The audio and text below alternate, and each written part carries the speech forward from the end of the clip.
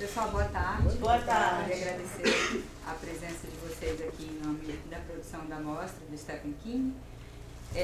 Queria também dizer que essa é uma atividade, é uma sessão comentada, né, do filme Carrie a Estranha. Então, após a sessão, a nossa curadora Rita Ribeiro vai vir aqui mesmo na sala para bater essa... É o Mário Abad hoje. Desculpa, gente. É o Mário Abad, que ele é presidente da Associação de Críticos do Rio de Janeiro. Isso. Confundi com a outra atividade que era a Rita Ribeiro.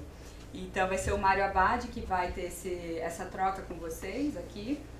E então, para dizer que essa é uma sessão que faz parte das ações formativas culturais do nosso projeto e é uma contrapartida exigida pelo Ministério da Cidadania para todos os projetos que são patrocinados via lei de incentivo.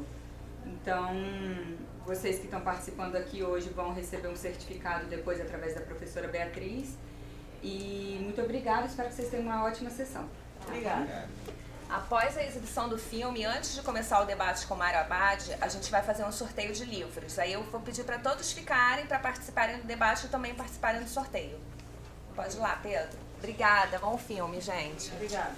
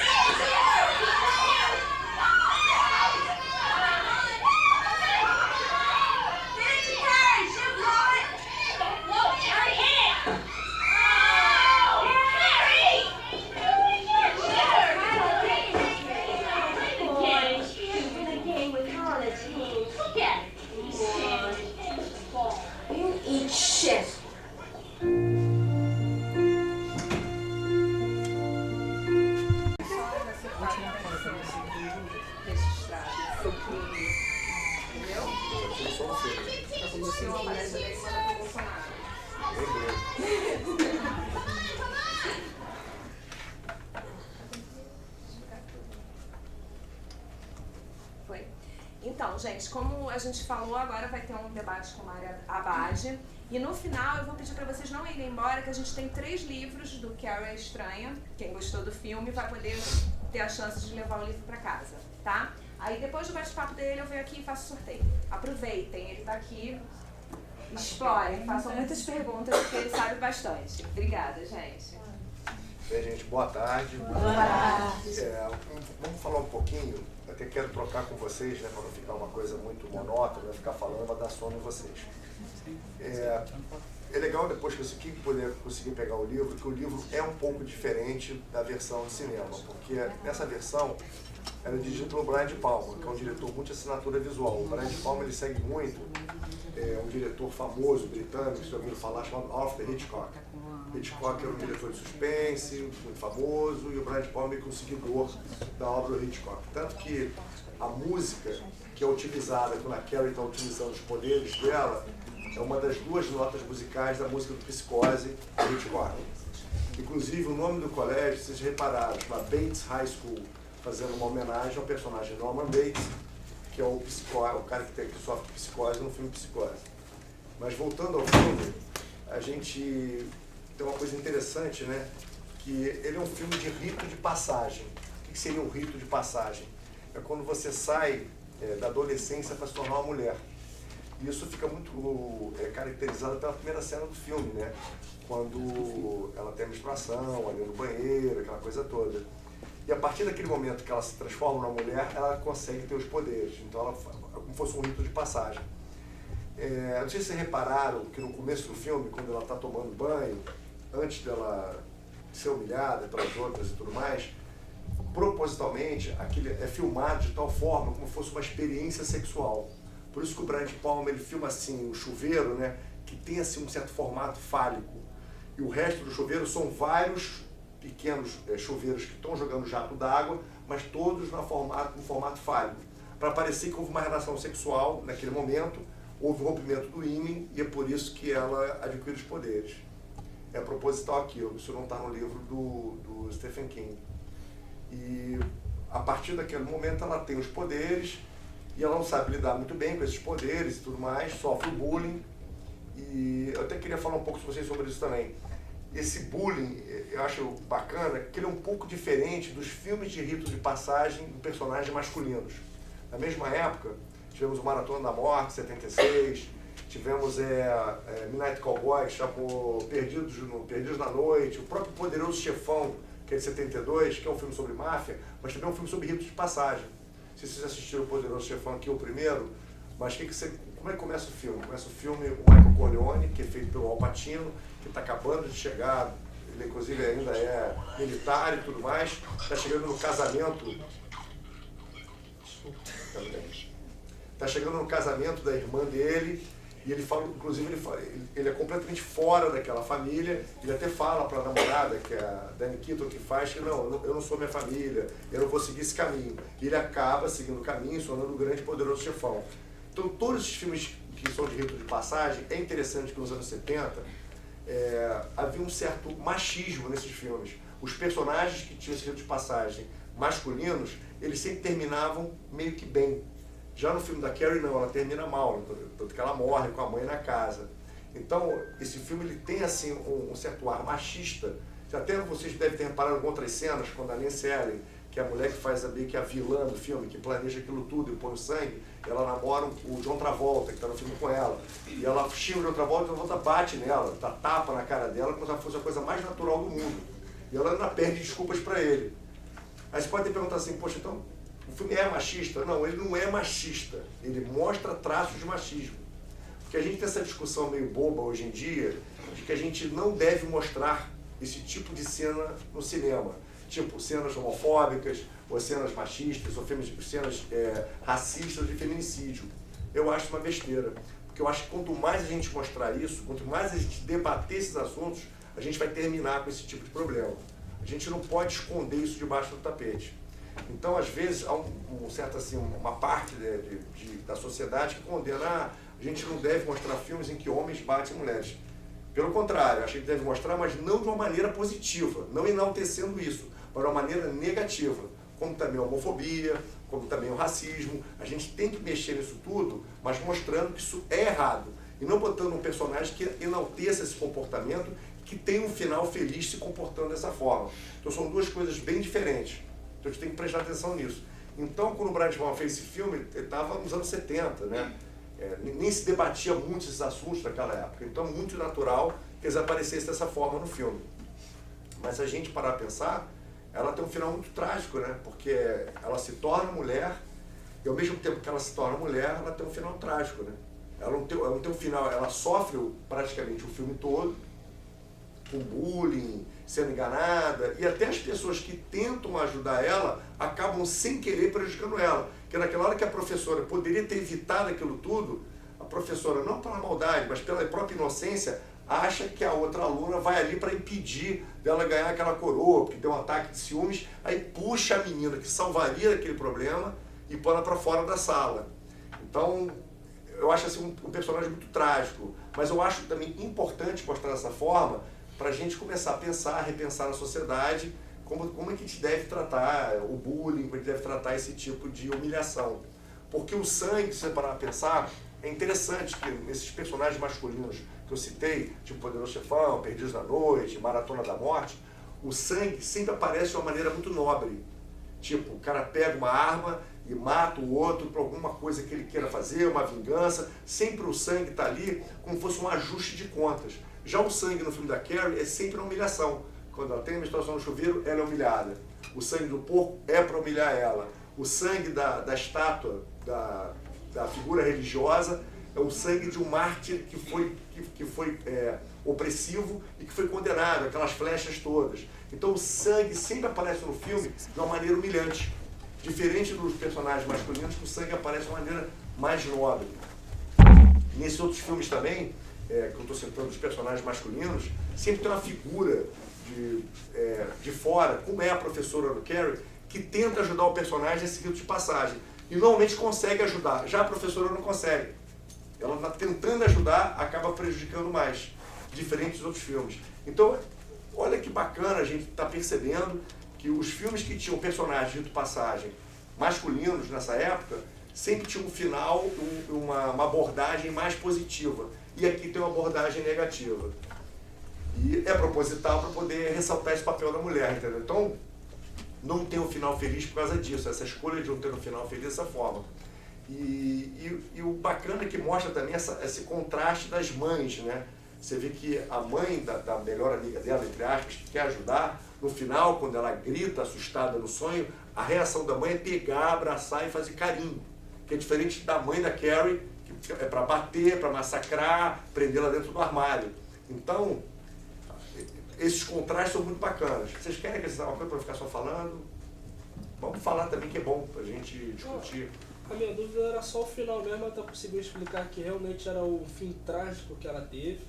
E o final fiquei até meio confuso, por causa que a casa pegou fogo, foi engolido pela terra e morreu e acabou. Eu fiquei, cadê a continuação? Acabou assim, morreu todo mundo. Aí, mas agora que o senhor explicou, eu consegui entender um pouco melhor. Mas a casa se refere ao afundamento da casa Usher. Sim, exatamente. A referência é isso. Exatamente. Né? Sim. Que, inclusive, a versão da Hammer é que eu mais gosto. Que é muito boa. Mas eu sei que o que acontece é o seguinte, às vezes quando a gente entra no cinema, como a gente tem um raciocínio cartesiano, a gente gosta de começo, meio e fim. Então quando o filme termina de repente e não dá assim um encerramento satisfatório pra gente, a gente fica, mas o que aconteceu depois? Será que foi aquilo, não foi? Isso é normal. Mas muitos diretores autorais não gostam disso, porque eles utilizam a história para falar sobre outra coisa. Por exemplo, às vezes eu vejo um filme de guerra, que o filme não é sobre a guerra, é sobre um outro assunto, e ele está usando o pano de fundo da guerra para propor um debate, para a gente conversar sobre outra coisa. Por exemplo, o Soldado Ryan, não sei se vocês já assistiram, do Steven Spielberg, que é sobre salvar aquele rapaz, porque todos os irmãos dele morreram na guerra, então eles não tinham que salvar, porque aquela família perdeu. O filme não é sobre a guerra, mas é sobre esse sentimento de amizade, de salvar uma pessoa, de uma família. Por isso que toda hora alterna cenas da guerra com as cenas dele atual no cemitério, né? Com a família, ele já velho, mais idoso. Será que eu merecia tudo isso? Que essas pessoas sacrificaram por mim? Então esse filme está meio que dando uma mensagem positiva sobre a família, sobre a amizade. Não é sobre a guerra, não é sobre a batalha. Aqui é a mesma coisa. O filme não é sobre uma menina que tem poderes, mas uma menina que sofre bullying. E tem um final trágico esse bullying. Porque normalmente tem outros filmes de bullying que a gente até gosta mais, né? Quando a pessoa sofre aquele bullying, mas ela consegue superar esse bullying, e as pessoas que fizeram bullying nela, elas acabam sendo condenadas de alguma forma. A gente, um prazer pessoal nosso de ver pessoas que fazem ruindade nos filmes sofrerem algum mal. Mas muitas vezes a verdade não é essa, né? Muitas vezes a pessoa sofre bullying, cresce, se torna um cidadão completo, às vezes se mata, se suicida, se torna uma pessoa introvertida. Essa é a realidade, os números mostram isso, né? Essa violência contra a mulher, a gente vê todo dia. A gente queria que houvesse uma coisa mais satisfatória, né? Que quem comete esse tipo de ato realmente fosse condenado, preso, o que for. Mas a história não é assim, né? É muito chato. Por isso que eu falo que é importante a gente fazer filmes sobre isso. Porque tem uma ala que fala assim, não vamos fazer mais filme. Cara, se fizer só filme, todo mundo vivendo bem, isso não é a nossa realidade. Quem dera que nós, seres humanos, todos vivêssemos muito bem. Todo mundo se respeitando o próximo, respeitando as diversidades todas que existam. Mas isso não é a realidade, pelo contrário. A gente tem um discurso muito bonito, mas a realidade é outra. Então, eu acho importante filmes que mostrem isso. Até para poder a sociedade debater sobre esses assuntos. Então, quanto mais filmes, peças de teatro, livros, novelas que debatam sobre isso, vai trazer o assunto à tona para que a gente possa tentar consertar, na medida do possível, as coisas. Mas no final eu concordo, ela obviamente, cria um sentimento muito de tristeza, né? Porque tudo que ela sofreu, era a noite da vida dela. É por tudo que ela sonhou. Ela volta para casa completamente destruída. Então, quando ela vai abraçar a mãe, tipo assim, poxa, é meu último suspiro de eu ter alguém que vai fazer um carinho em mim. Aí a mãe tenta matar ela. A metáfora no final do filme dela ensanguentada, se lavando, se limpando do sangue que ela causou lá na ponta de lá. Sim. E se vestindo uma camisola branca, quer dizer, ela sai pura. Exatamente. Banho. Que é o sangue que antes humilhava, né? Exatamente. Exatamente. Né? Ela sai pura daquele banho. É uma coisa muito bonita essa metáfora. Sim. É muito forte. E mesmo aquela pureza, né? Não consegue suplantar Exatamente. o inferno que tinha naquela casa. Exatamente. E aí a gente pode até remeter, já que tem muitos símbolos religiosos, né? Tipo assim, mesmo que para quem acredita, obviamente, Jesus, mesmo com toda a pureza de Jesus, ele morre crucificado na cruz.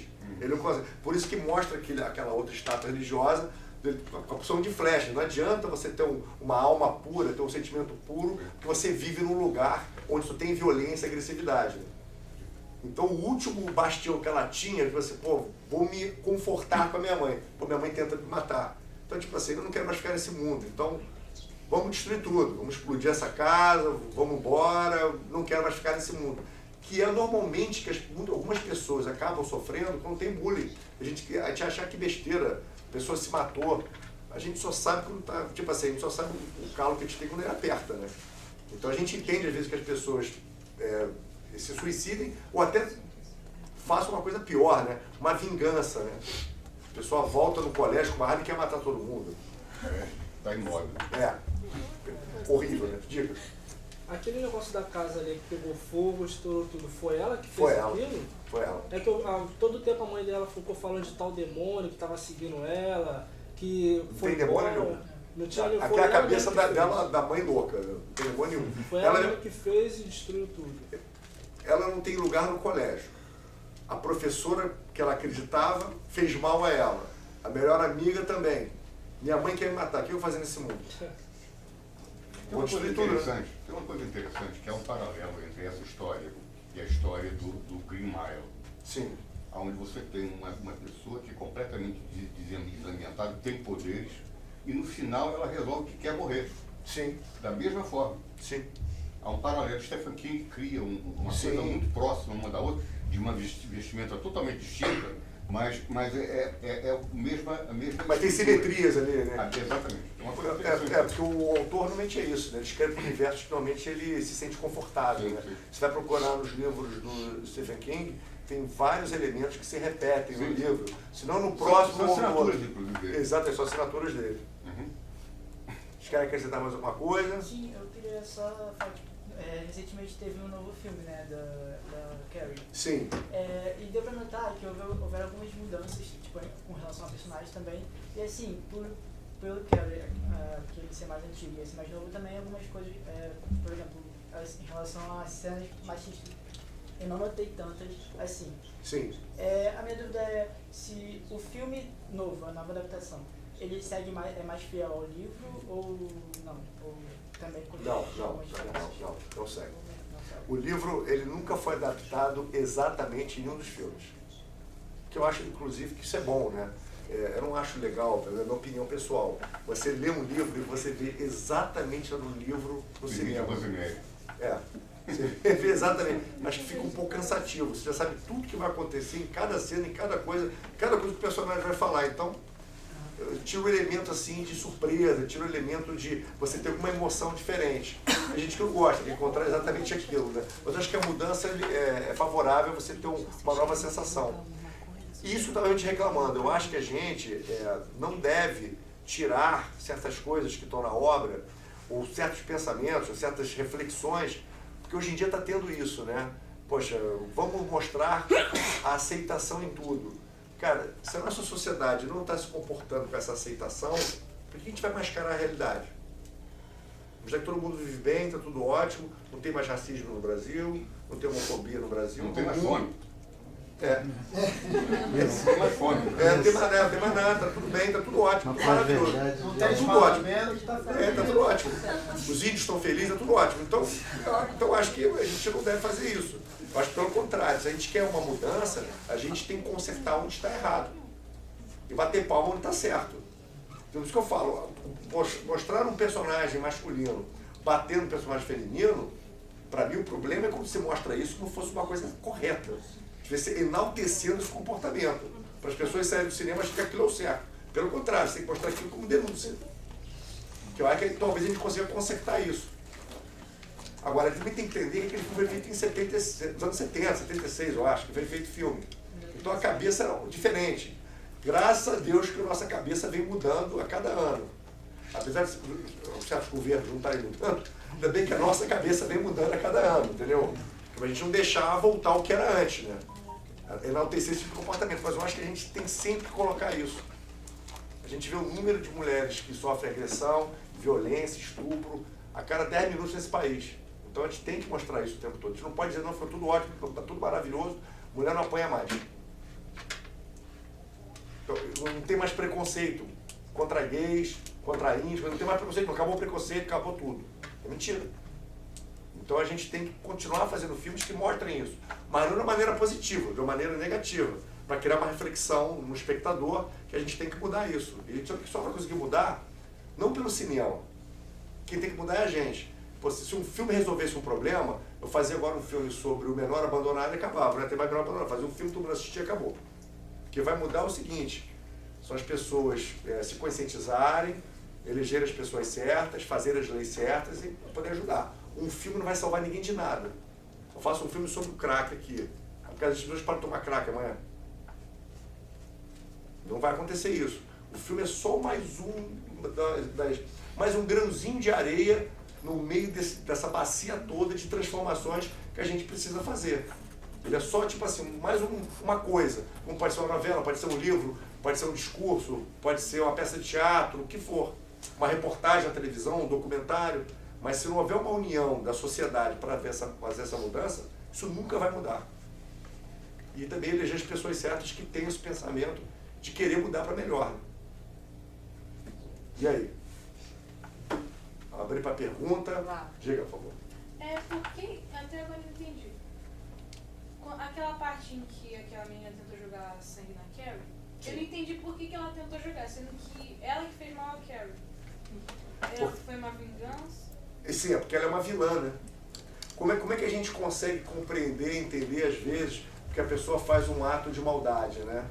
Aí cabe um psicólogo, um psiquiatra para poder analisar aquela pessoa, mas infelizmente, por que uma pessoa vai e joga fogo numa pessoa que está na rua e joga um fósforo para queimar aquela pessoa?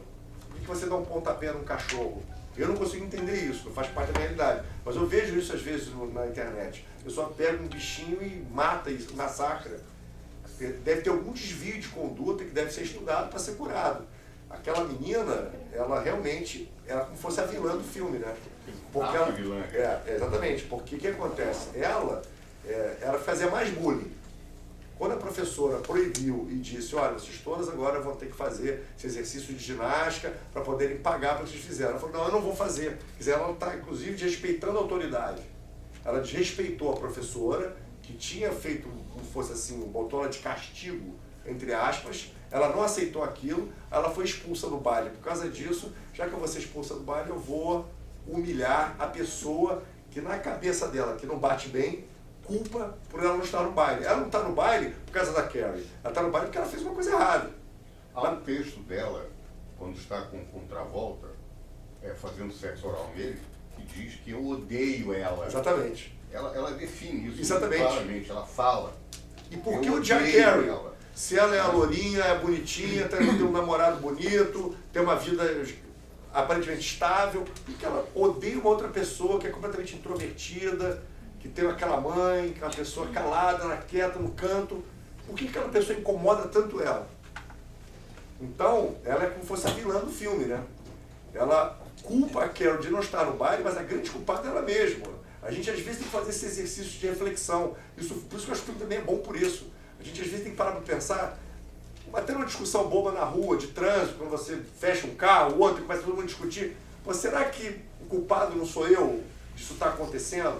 Se a gente tivesse mais exercício de reflexão, talvez tivesse menos violência na sociedade. A gente parar para pensar, pô, assim, Ah, ele pisou no meu pé. Será que, entendeu? Quem foi que pisou no pé de quem? Será que se os dois não pedissem desculpa ao mesmo tempo, não seria bom para todo mundo? Que não haveria briga, não haveria discussão? Tipo assim, mesmo você que teve seu pé pisado, entre parênteses, que talvez aquela pessoa faça até uma reflexão, né? Poxa, eu que pisei no pé dele, ele que me pediu desculpa, entendeu? Na tradição, A pessoa, desculpa, quando a gente tem uma consciência, é importante para isso. Pode falar. na tradição judaica tem um texto que diz o seguinte: se alguém pisar no seu pé, pense que talvez ele não tenha onde pisar porque seu pé está ocupando todo o espaço. Olha aí, isso é bonito. Então ela não consegue entender que ela é a culpada dela não estar indo ao baile. Ela culpa uma menina que já é massacrada. Aí ela quer humilhar aquela menina de qualquer forma. E ela faz todo aquele planejamento para isso. Você vê que ela não satisfeita de toda a humilhação, ela tenta atropelar ela com o carro. Tipo assim, vou matar ela. O ódio é tão grande, um ódio tão grande que ela, além de ter humilhado, ter tudo que ela queria atropelar a coitada da Carrie. É completamente como se fosse o vilão do filme. Conseguiu entender? Esse ódio aí da vilã chegou a ser tão grande que deixou ela cega, queria fazer mal o tempo todo, Exatamente. até finalizar a vida da Carrie. Sim. Por isso que eu acho que filmes como esse são importantes, né? Até pra gente pensar, será que a gente merece ter toda essa raiva, todo esse ódio de alguém? Será que não vai deixar a gente cego a ponto de cometer uma besteira que talvez a gente se arrependa, a gente não tenha mais jeito de consertar depois, no meio de uma discussão de bar, sei lá o quê, você puxa uma arma, dá um tiro numa pessoa, porque vai ser preso, vai destruir a tua vida, vai destruir a vida daquela pessoa, daquela outra família. Será que a gente não deve parar de pensar, será que a gente não consegue fazer um exercício de auto-reflexão e não colocar esse ódio, essa raiva toda para fora? Eu sei que é muito difícil, mas a gente tem que tentar fazer isso para ter a sociedade melhor. Eu acho que essa discussão também do olhar o outro e respeitar a escolha do outro. Exatamente. Porque eu não preciso me incomodar com o que você faz, com o que você escolhe, né? Dentro daquilo que é tangível aos dois, né? Igual Sim. aos dois podemos conviver. Você com suas escolhas, eu com a minha, Perfeito. sem maiores problemas. Você vê que a menina não fazia nada, ficava quieta no canto dela, cara. E tá incomodando a outra por quê? Sim. Isso é uma loucura isso, né? Eu quero Só um determinar, estudo, né? eu quero normatizar o que o outro pensa, o que É. o corpo do outro pode vestir, quer dizer, é uma coisa surreal, que está muito em voga no momento atual que a gente está passando. Exatamente. Né? A alteridade, olhar para o outro, respeitar as liberdades individuais. Sim. Né? Perfeito, perfeito. Voltaire tem uma frase interessante, ele diz: defenderei até a morte o direito de dizer isso, mesmo que eu não concorde com uma palavra que está dizendo. Exatamente. Perfeito. Textinho lá do seu Voltaire. Uma coisa que eu vi no filme também, que eu não sei se realmente aconteceu lá no tempo de 70, 76, é que todo mundo tenta controlar todo mundo como se fosse um objeto, alguma coisa que realmente poderia ter posse. Realmente acontecia isso que foi representado no filme? Sim. E acontece até hoje. Isso Isso acontece. A gente não está curado disso, não. Só que eu vendo no filme, refletindo sobre hoje em dia, a quantidade é bem menos, é bem menos frequente. É porque a gente teve uma certa abertura, né? Que eu espero que continue, a gente não volte para os tempos Dark Ages, né? Mas enfim, a gente teve uma certa abertura porque com essa globalização, né? A gente começa a ver mais o outro. As redes sociais são boas por uma coisa e são ruins por outras. Mas hoje em dia, cara, as pessoas pensam 2, 3, 4 vezes que está todo mundo filmando todo mundo em tudo que é lugar, né? Se eu der um ataque de maluco aqui, vocês vão pegar o celular, vão começar a filmar e vai espalhar pela rede toda. Então, é uma maneira de coibir isso também, né? Mas antigamente era bem assim mesmo, as pessoas se sentiam proprietárias das outras, principalmente os homens em relação às mulheres, né? Até hoje, né? O homem não quer aceitar que a mulher quer separar dele e acha que tem que matar ela por causa disso. Quer dizer, uma coisa que eu não consigo entender. Sou uma pessoa muito doente. Diga. É só a gente observar o comprometimento educacional também que está no filme. A postura do diretor, ele errava inclusive o nome da pobre coitada. Que é um personagem masculino. É um personagem masculino. A professora que se viu ali tolhida também, ela também teve vontade de estrangular a Carrie, porque ela ficou nervosa, ela percebeu que a aluna talvez tivesse algum problema psicológico, que naquele tempo não se falava tanto, né, de doenças emocionais. Ela sente vontade também, né, de dar uma sacudida Tipo, na igual o Carrie. choro, né? Mas, ao mesmo tempo, ela teve a postura que nem o diretor, nem as colegas, nem a própria mãe, Sim. principalmente a mãe, teve. de Mas aquilo é abraçar mãe, pelo e amor de de Deus. tentar. E tem mãe que pega o neném que acaba de ser nascido e joga no lixo, né? Então, isso que eu quero, é bravo, né? Desculpa, A fala. mãe realmente é doente e também tem A aquela mãe precisa de tratamento fixação urgente. Tratamento urgente. religiosa, falando o nome de Deus o tempo todo e cometendo os piores E pecados. aí, com a própria culpando aquela filha que ela teve daquele relacionamento que ela teve, né? Com a pessoa, né? Ela até fala isso. fazendo né? uma transferência do pai para a filha. Exatamente. O discurso que ela fala da bebida, né? Que ele transou e fez sexo e tudo mais, né? Uma coisa muito negativa, né? E você falou perfeito, você viu que o diretor do colégio, né? Que deveria ser, já que ele é o diretor, ele erra o nome dela e acha que ele torce completamente comum. Não, tudo bem, isso é normal acontecer. É normal uma menina no chuveiro levar, ser completamente humilhada por uma turma inteira e o diretor do colégio acha aquilo normal. Desculpa. A fanática religiosa é outra assinatura do Stephen King. Sim. No Nevoeiro você tem a mesma Sim. coisa lá dentro do supermercado. Sim. Tem outra fanática enlouquecida lá. Sim. A assinatura ela é também recorrente. É até pelo lugar que ele vive, né? Pois é. Com certeza. Eu acho interessante que ele fala em alguns pontos chaves ali, né, que é a sociedade estadunidense, que é pensada dentro da lógica comportamentalista. Então você vê os bailes, Sim. né, eu tenho que ir ao baile, a sociedade cristã, como boa parte do Ocidente, então é o pecado, a dualidade do bem e do mal, né, quer dizer, o machismo, por outro lado, onde é uma sociedade patriarcal, na maioria Completamente dos machista. casos, completamente machista. Eu achei bem interessante essa abordagem ali no filme, que está perpassando, né, naquele contexto. Eu acho impressionante as cenas de John Travolta batendo na cara da mulher como se fosse a Sim. coisa mais simples do mundo e ela achando tudo ótimo também. Sim, sim. E tipo assim, eu tenho que apanhar e ficar quieta. Sim. Então tapa mesmo na cara assim, deu as 2, 3 vezes no filme. E ela retribui, não. E aí ele fala assim, então sai daqui do carro. Ela, não, deixa eu ficar. Deixa eu sei o ficar. quê. Isso é péssimo. As pessoas que assistiam também ficavam muito normais assistindo aquilo. Hoje em dia eu me senti desconfortável assistindo. Exatamente. Por isso que eu acho que a gente não pode proibir esse tipo de filme. O filme é para isso, é para criar desconforto. Inclusive, isso aí, até Freud falava sobre isso. O filme de terror, ele não é feito para provocar medo. Ele é feito para provocar desconforto. E o medo é um desses desconfortos. Por exemplo, você vê um filme às vezes que tem muito gore, que tem muita nojeira, cara cortando, intestino, caindo sangue, né? Aquilo aí talvez não te assuste, mas vai te dar um certo asco, uma vontade, pô, que coisa horrível, uma coisa nojenta, vai te dar ânsia de vômito. Isso o filme de terror tem que provocar. Então as pessoas têm que tentar mudar isso. O filme de terror não é feito para provocar medo. Ele é feito para provocar desconforto. Qualquer tipo de desconforto, como esse que você acabou de falar aí. Poxa, o cara está batendo na mulher, você está se sentindo desconfortável com aquilo ali. É um comportamento que não te agrada de maneira nenhuma. Você não gostaria de se relacionar com uma pessoa assim, ter um amigo assim. O mesmo desconforto é com relação à mãe. Nós estamos acostumados com uma imagem de doçura, né, daquela Que aceita mulher tudo, aceita que pega no tudo, colo. e faz essa reflexão, será que realmente todas as mães têm essa postura? E quando não tem, né, causa que espanto. Então causou assim um estranhamento imenso. Que daquele momento que deveria ter o maior acolhimento do mundo, foi a pessoa que quis terminar com a existência dela. E nós temos casos assim direto, né? Nossa, ó. De pais e mães matando os filhos e tudo. Nem vamos nem citar, né? Então o filme Tem terror. um que está passeando agora.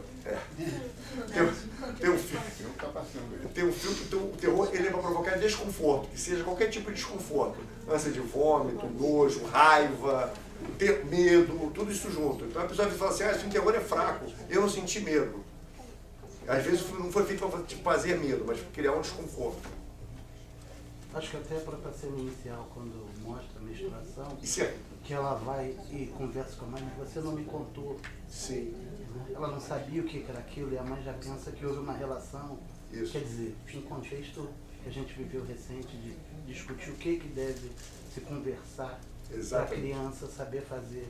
É o que os pais devem fazer, a escola também, né? Como E orientar. deve ajudar pra- também. né? Eu achei Eu acho péssimo você não ter esse apoio, né? Porque Esse a criança, apoio. ela passa uma boa parte do tempo na escola, né? Sim. Então acho que é importante ela ter esse apoio na escola também, né? A gente acha que não, só a família tem que resolver. Se tiver uma família completamente escurantista, vai ser difícil, né? Então acho que tem que entrar esse papel do assistente social, entendeu? Até para poder consertar aquilo ali. Basta a gente observar a postura das duas mães que aparecem no filme. Sim. A mãe da Sue, que criou a filha, né? Uma menina excelente, tanto que ela se arrepende, ela depois... Ela tem uma, é aquilo que eu falo, autoconsciência, né? No coloca primeiro a momento mão- ela jogou também, depois ela viu que besteira que eu Fiz fiz. uma coisa muito A errada e ponto quero de me ceder o consertar. namorado só pra, não pra ficar com ela, mas só pra acompanhar ela naquela noite de glória, né? Porque fatalmente o garoto ia ser eleito como o rei da noite. Então, quer dizer, ela tem essa autoconsciência, tipo, eu vou perder a minha noite no baile, eu vou abrir mão. Isso que eu acho bacana. Você vê que a postura de uma é, estou com raiva que estou perdendo o baile, quero humilhar e massacrar essa menina. Eu estou largando o baile por livre e espontânea vontade porque eu fiz uma coisa errada. Então, há essa simetria entre os dois personagens. Mas ela se salva por causa disso. É. Senão ela não se salva de jeito nenhum. E até a vilã, ela transfere, né? Porque foi dada a possibilidade de se cumprisse a penalidade, ela iria ao baile. Sim, Aí ela não aceita e transfere a culpa. exatamente. Faz uma Já a outra não. transferência. A outra Tem a consciência, tem né? a É o que eu falo. consciência. A Se a gente fosse postura- mais consciente, diga. postura da mãe da Sue quando é questionada, né? A minha filha não é nada disso, minha filha é uma boa moça. Sim. E a mãe da Carrie, que tratou a filha, né, de uma maneira horrenda, pelo menos ao meu ver, falando, defendendo o nome de Deus e ao mesmo tempo nunca tinha contado para a filha, né, Sim. o que era a menstruação, não iria permitir a filha ter um momento de felicidade no baile, né? Fica assim bem uma coisa destoante a postura da mãe da Sue, que é justamente a única, né, do filme, a única personagem que realmente reflete, que quer ter uma amizade verdadeira com a Carrie. Sim. Ela concorda até em ceder o namorado, né, como um amigo, né, Sim. para ver se ela sai daquele mundo onde só tinha as Até imagens um momento de felicidade, né? religiosas, mas não era vivido, né, o pensamento cristão, que ali eu não vejo Cristo de jeito nenhum. Sim. Ali eu não vejo bondade, não vejo amor, não vejo compaixão. Usando a religião de uma maneira muito agressiva, né? Muito violenta, né? E a própria mãe até brinca, não, ainda bem que a minha filha não é assim bitolada. É. Né? Eu acho engraçado, né? É irônico a fala dessa mãe, mas olha a postura, né? Olha os valores morais da mãe da Sue em relação aos valores morais / religiosos fanáticos da mãe da Carrie. Sim, e eu acho que uma outra coisa também bacana, que o momento de felicidade que a atriz Space consegue passar pra gente quando ela tá subindo naquele palco. É tão bonito, né? Tipo assim, parece que a primeira vez na vida ela estava vivendo. Sim. Primeira vez na vida ela estava feliz. Por Mas isso ali, acontece que... ali tem uma técnica muito interessante de leve slow motion Sim, para criar, para criar essa empatia com o público. exatamente esse clima. Por isso que o Brian De Palma é muito bom, né? Um pequeno slow motion, não é grande, é pequenininho, o suficiente para parecer que está sonhando, que Isso. está flutuando. E aí ele contrasta depois nas cenas violentas, que corte rápido e corte vira na rápido. tela. É, exatamente. Exatamente. A Machado. Exatamente. Cortado a Machado. Isso aí é habilidade do diretor. Não, isso é, aliás, o baile, o uso de plongé e contra-plongé naquele baile é um negócio fantástico. Sim. É fantástico. A grua, ela dança o baile inteiro. Brian De É Palma, né? fantástico, realmente. Sim. É alguma coisa de você ficar babando. Assim, realmente. Uma coisa que eu reparei que foi muito bem trabalhado também, que essa vilã, que eu esqueci o nome dela no momento, é que... Eu chamo da atriz, a Nancy Allen. Inclusive ela foi casada com o diretor, com o Brian De Palma. Então, essa vilã, uma coisa que eu reparei também foi que ela passou a ser vilã desde o início ao fim. Sim. E é uma coisa que é bem direta, ela tá sempre querendo fazer mal, direcionado sempre pra Carol, que é pra menina lá do... A menina lá que... Sim. A menina de Deus lá. Ela tá sempre direta, desde o início, desde o momento da educação física, No vôlei, né? no vôlei, na parte do banheiro, na escola, tanto no baile até no próprio final mesmo, que ela tentou atropelar ela também. Foi uma coisa muito boa também, do trabalho que teve, que ela foi sempre focada certinho. Mas em grupo de adolescentes é muito comum você ter um que escolhe o outro para Cristo. Sim. Isso é uma coisa comum no grupo de adolescentes. Que é uma pena, né? Mas acontece realmente isso. Quer dizer, acontece um mesmo. escolhe o Zé e criva o Zé dia e noite sem parar. E às vezes, quando há um momento Acontece até de hoje. sabedoria, às vezes existe, o cara senta um minuto conversar com o Zé, acaba se tornando grande amigo do Zé. Eu já vi casos assim. Também. É odiar, uma consciência, conversar e torna grandes amigos. Isso mostra Descobre que não era nada daquilo. que não era nada aquilo, exatamente. Passa a ter outro conceito da pessoa. Exatamente. A gente tem aquela péssima mania de julgar, né, tudo que a gente está vendo, né? Não que a gente está conhecendo e conversando, né? A gente olha para uma pessoa, a pessoa não se, o que você falou, não se veste como você já começa a ter um certo... De repente você vai conversar com uma pessoa maravilhosa, boa de coração, vai se tornar um grande amigo, um grande relacionamento com você. Mais alguma coisa? Acaba se chamando preconceito, né? Que aí prédio antes e conceito... Exatamente, perfeito. Diga. Eu reparei que há uma grande marca registrada, né, do nosso querido Stephen King. Começou tudo com o Carrie Estranha, né? Sim, primeiro, sempre né? aquele personagem sofrido, perpassando também por A Espera de um Milagre. Sim. Que é o caso, né, fantástico, e o vilão, né, que faz tudo aquilo, né, acaba morrendo se o John Coffey não apronta, né, aquilo tudo, aquela mágica, né, aquela magia dentro da cadeia, mas no entanto os pais das crianças que foram assassinadas estão odiando ele. Sim. Mais uma vez a ideia do personagem trágico. Ele tenta salvar pelo menos o resto da população daquele estuprador, daquele assassino, e no entanto termina na cadeira elétrica. Sim. Chegando até o nosso querido e glorioso Pennywise, que humilha, né? Ele coloca, né, antes de matar as crianças, ele mexe com o psicológico, ele mexe com o emocional e mostra os maiores terrores, os maiores medos, principalmente para as crianças que faziam parte do clube dos perdedores. Sim. Teria como você esmiuçar um pouco isso melhor? Tem. Eu acho o seguinte, o Stephen King, ele fala muito sobre a gente, né? Sim. Além dele ser professor, né, ele ser uma pessoa muito humana e não ter medo de colocar os defeitos, o próprio iluminado, o alcoolismo do personagem do Jack Nicholson. O Stephen King foi alcoólatra, então eu acho que ele não tem medo de se expor nos seus livros, aquilo que ele pensa, aquilo que ele viveu, aquilo que ele sofreu, e ele fala muito dessas pessoas, né, que sofrem, né? Fala muito sobre o ser humano, né? Porque a gente passa mais tempo sofrendo que feliz, essa é a grande verdade, né? Ele sofreu muito. Sim, ele sofreu muito. Sofreu muito, a infância dele é horrorosa. Por isso que isso é muito retratado nos livros, entendeu? Que bom que ele retratou dessa forma, né? É a maneira, às vezes, de você... Exatamente. Exatamente. Eu acho que a gente pode fazer de duas formas, né? A gente pode pegar isso e criar uma coisa boa com isso, ou tomar um outro caminho e criar uma coisa ruim com isso, né? E o Stephen King, ele fez isso com os livros. Tem cineasta que faz isso com filmes, a gente faz com peças de teatro, a gente faz nas artes plásticas pintando quadros, fazendo estátuas. Tem gente que segue outra profissão que não seja nas artes, uma profissão mais científica, na matemática, o que for.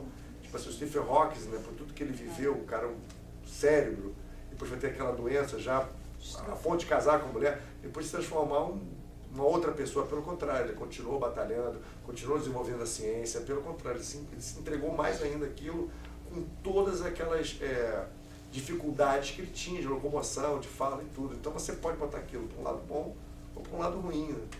Depende muito da estrutura sua própria, emocional, enfim, apoio que você tem. Eu acho bacana que o Stephen King ele conseguiu fazer dessa forma. A pergunta sobre a cena do filme. Quando o filme ele é feito uma cena, ou quando ele é completo, para que, como ele falou, que passa até um desconforto para quem está assistindo, essas cenas, quando elas são finalizadas, elas são testadas com alguns voluntários, ou estuda bastante para saber o que é suficiente para desconfortar o telespectador? Cara, eu entendi. É bem estudado isso aí, ou é testado com pessoas mesmo para ver se era aquilo que ele queria passar? O que acontece é o seguinte, o cinema americano, como todo do mundo, é uma arte capitalista. A gente não pode ficar vai ficar com um discurso bonito, do ideal.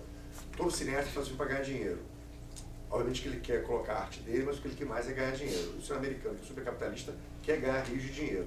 E tem uma coisa chamada plateias-teste, que eles exibem o filme para essas plateias-testes, que elas têm um questionário logo após o filme e elas respondem. Se eles sentirem que a maioria das pessoas responderam uma coisa que eles não queriam, às vezes eles mexem no filme para poder ficar de acordo com aquilo que eles queriam que seja a reação do público. O próprio Hitchcock falou sempre isso a vida inteira: eu sempre manipulei meu público. O cineasta que fala que não faz isso é mentiroso. Eu não tenho vergonha nenhuma disso. Eu quero que o cara fique assustado nessa cena, eu quero que ele ria nessa. O Hitchcock falava isso, o cinema é arte de manipulação, eu manipulo mesmo, para as pessoas sentirem essas coisas. Então eles fazem essas sessões de plateia teste, às vezes mudam, às vezes viram que não vai dar certo, tipo assim, não tem como mudar um filme inteiro, e eles até escondem o filme. Põe na gaveta, aí tem um lançamento menor, tipo assim, esse filme não vai dar certo. E tem vezes que acontece também, porque a coisa mais legal que o americano tenta até hoje ter a fórmula do sucesso. Porque o dia que ele tiver a fórmula, ele vai fazer tudo igual, sem parar. Mas ele não consegue. Às vezes ele faz 3, 4 filmes de super-heróis, um deu super certo e o outro tem a mesma fórmula, dá tudo errado. Às vezes o cara faz um Guerra nas Estrelas, dá certo, o outro Guerra dá errado. Então o que ele faz? Ele fica tentando buscar isso. E às vezes, o que é o mais engraçado, é que a bala sai ao contrário. Quando eles acham que vai dar errado, às vezes dá certo. Quando eles acham que tudo vai dar certo, dá tudo errado. Não tem controle sobre isso. Mas que tem as plateias testes, que assistem, fazem sessões, eles fazem isso sim. E a questão capitalista é pior ainda, porque se o filme sai ruim, o diretor não tem mais dinheiro para fazer outro. Sim. Então ele tem que dar certo. Sim, perfeito. Né? Mas isso também tem todo um contexto social, né, que pode ajudar ou não, né, o filme a dar certo. Acho que para independente, né, de uma... Sim, estou falando mais dos filmes grandes, blockbusters. Estou falando dos filmes independentes e menores que são feitos com orçamento bem baixo, né? Mas até esse de orçamento bem baixo, é óbvio, o cineasta ele quer que o filme tenha algum tipo de retorno. Se o retorno for um retorno de público, mas um retorno que eles chamam de... que é o nome? Tem a palavra certinha. Caramba, estou esquecendo o nome agora. Quando você ganha prêmio, quando o seu filme, tipo assim, você não dá público, mas ele é muito bem falado nos festivais. Aclamado pelo filme. Mas tem um outro nome que se fala certo, tem um jargão no cinema que fala. Retorno intelectual. Quando a gente dá um retorno intelectual, tipo assim, teu filme é um filme pequeno, ele é um filme para fazer bilheteria, mas é um filme que ele é importante e relevante para a arte do cinema. Aí muitas vezes você é contratado para depois fazer o grande. Um diretor pequenininho na Europa, até que no Brasil mesmo, faz um filminho pequeno, aí depois você é chamado para Hollywood para fazer um filme grande lá. Tem diretor que não aceita, como Pedro Almodóvar, nunca aceitou ir para Hollywood. Graças a Deus. Eu não quero ficar preso nessa marra louca, porque lá o produtor vai botar dinheiro e tem que ter retorno. Mas mais ou menos funciona assim, retorno intelectual. Existe diretores que fazem filme, pouco ser cult, sem retorno comercial? Não, é impossível. Ninguém faz isso. Eu sou diretor de cinema, estou fazendo meu 3º filme agora, eu quero que meu filme seja assistido por 10 bilhões de pessoas. Não vai ser assistido. Mas eu quero. O que eu mais quero é que o filme passe na Tailândia, no Japão, na China, que todo mundo assiste meu filme, bata a palma e gosta. Então falar que eu fiz filme só para mim aqui, para minha família, para meu pai e minha mãe, isso não existe. Exibe na garagem só. Mas não é que seja um filme assim mais generalizado, né? O cara faz assim às vezes porque ele não tem dinheiro, não tem orçamento. Começar nessa profissão é muito difícil. Fazer cinema é muito caro. Você fazer um filme desse aqui, você gasta às vezes 10 milhões, 20 milhões, 40 milhões de dólares fazer um filme desse. Você tem que pagar o salário dos atores que você está contratando, diretor de fotografia, produtor, editor, estúdio, você não imagina, é uma coisa muito louca.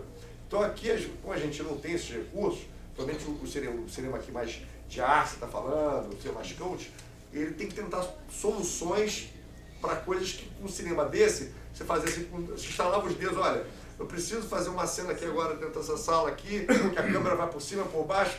Pô, beleza, liga lá pro estúdio e traz. Esse equipamento todo vai custar 200 mil reais. Não, mas eu não tenho isso, só tenho 50 mil. Então, cara, você tem que dar um jeito. Aí eu vou subir uma escada aqui, vou barrar um arame, vou pedir para um amigo meu puxar do outro lado, entendeu? Para ver se dá certo. Porque a gente não tem o dinheiro para fazer. Tem criatividade. Exatamente. Tem criatividade. O filme Eu e Cezanne? Sim. Eu fui excelente, eu achei excelente. Sim, contando a história do eu acho que o orçamento desse filme muito mínimo, né? Eu acho bem baixinho o orçamento. E é um filme assim que eu acho que... o orçamento não foi baixo daquele filme, não. Assim, ele é baixo para o padrão dos Estados Unidos. Estados Unidos, isso. Mas o filme não foi baixo, não. Tem filme que gasta 215 milhões de dólares. Mas é muito efeito especial, é outra coisa, né? O super-herói, é outra história, né?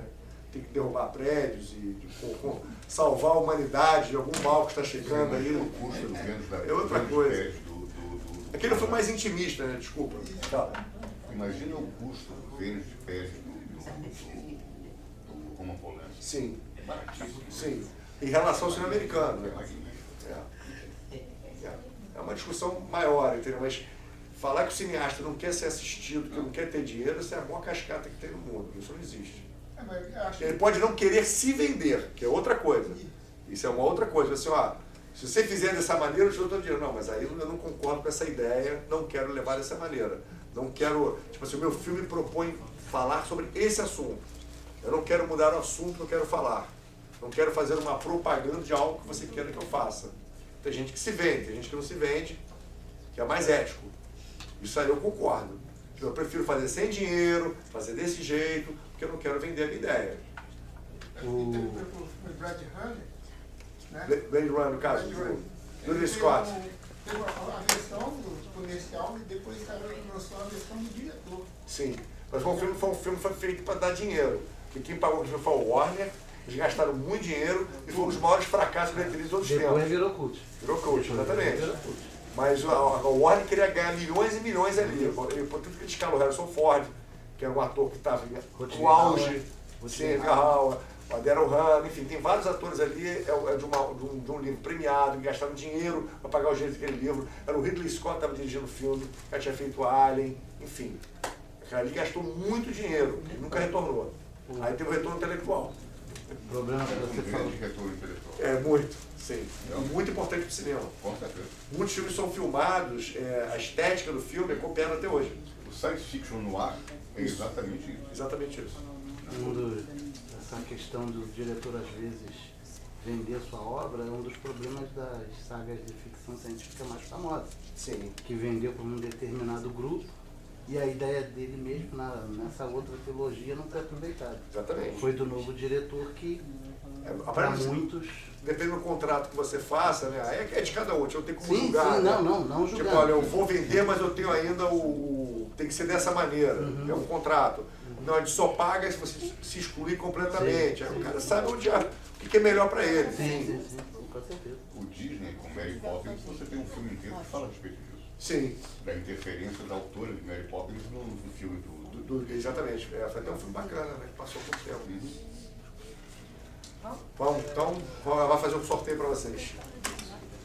Então, a gente tem 3 livros, assim, todo mundo assinou uma lista de presentes. Eu vou falar 3 números aleatórios, aí a Isabela vai dizer o nome do contemplado, aí eu vou pedir só para vocês virem aqui pra gente tirar uma foto para registrar, tá? Número 34. Que número dele? Carolina Carvalho Rodrigues.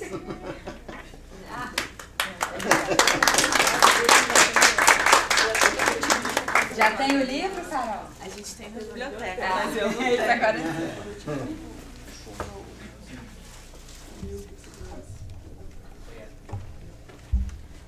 Número 7. Fernanda de Paula. Eu.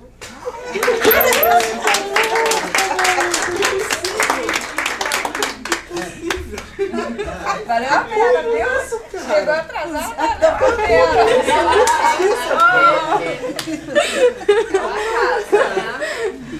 A Brenda não está comentando, mas disse que vocês vão ter que ler esse livro. Semana que vem tem uma prova sobre o livro. Pode ir, que eu faço. Valendo nota. E número 16. Moisés.